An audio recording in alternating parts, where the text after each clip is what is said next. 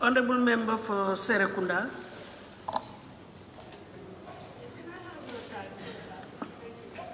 Thank you very much, Honorable Speaker. Honorable Speaker, the relation between the European Union and the Gambia is based on the Cotonou Accord.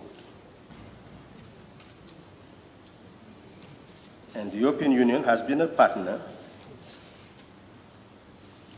in terms of budget support as well as project support. It is important for us to understand that the relation between the Gambia and other countries must not only be based on dependence. There should be a move towards an equitable relation where there will be win-win and gains made by both partners. We are not supposed to enter into any agreement that is derogatory to our sovereignty, and we should enter into agreement that serves the interests of our people. In that sense, when we look at this agreement, it's not only the cost and benefit analysis we should look at, meaning that we should have weighed the number of tons that the European Union is going to gain during the time frame,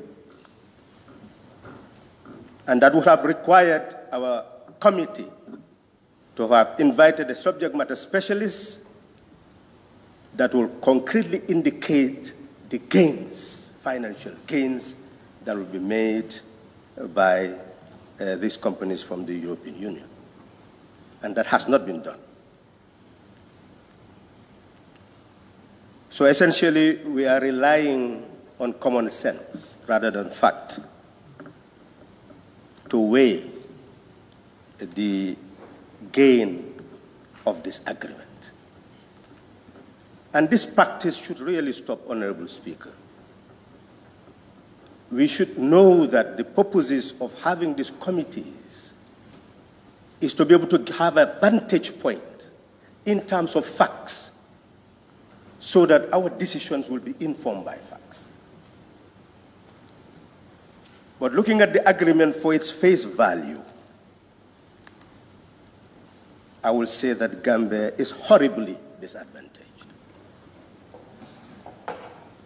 Horribly disadvantaged.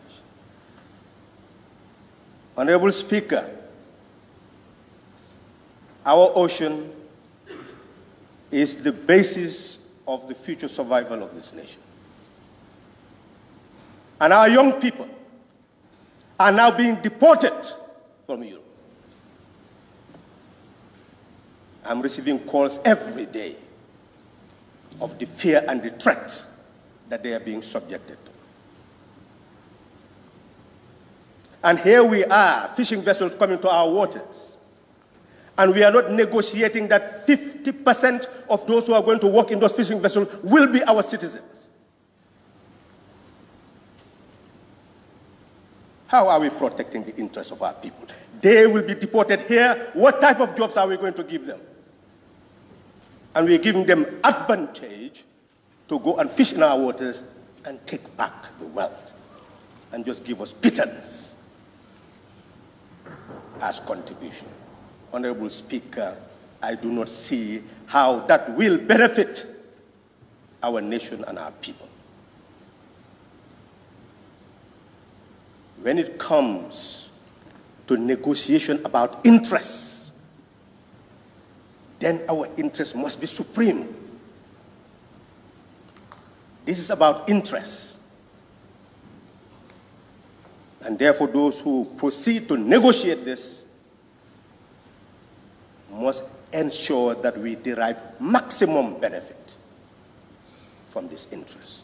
And that will require proper cost and benefit analysis of those who are going to invest and see how we are going to balance it in terms of what they are going to give us that will be sustainable. How do we arrange that at the end of the contract we have trawlers? How do we arrange that our citizens will work in those vessels? How do we arrange that part of the catch and we'll quantify it and it will be in the agreement to be landed and processed so that the European Union will live to the Cotonou Accord of transferring knowledge, skills,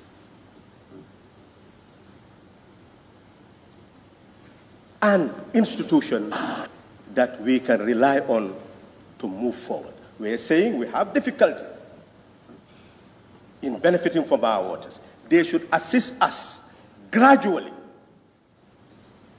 to develop our capacity to harness our fishing resources, to develop our capacity to have surveillance of our waters.